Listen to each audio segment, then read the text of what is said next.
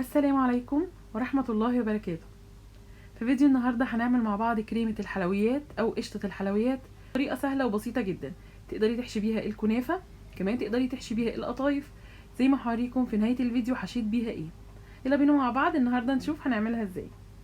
أول حاجة عندي كوبايتين من الحليب، وياريت يكون الحليب كامل الدسم.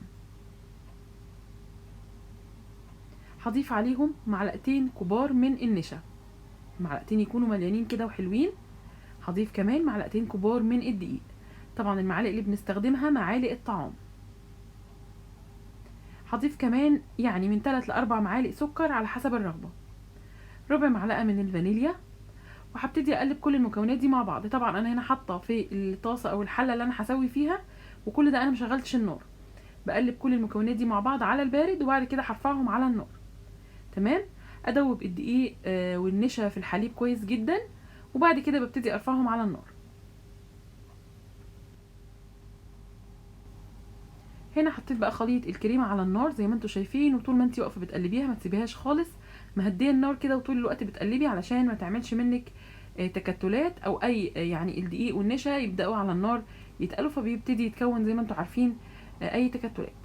خلاص هنفضل نقلب فيها لحد ما تبدا في الغليان. زي ما انتم شايفين هنا ابتدت تغلي عندي.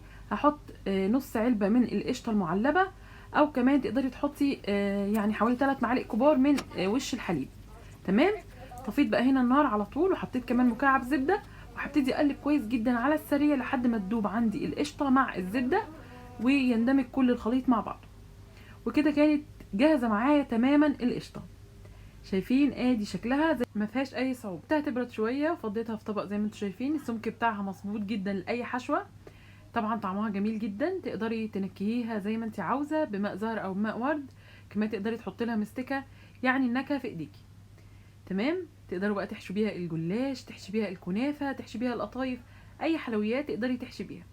وزي ما قلت لكم هسيب لكم الصور، انا استخدمتها في القطايف واستخدمتها في الكنافه، وكمان استخدمتها في الجلاش. هسيب لكم بعض الصور كده في نهايه الفيديو. واتمنى يا رب فيديو النهارده يكون مفيد بالنسبه لكم، والسلام عليكم.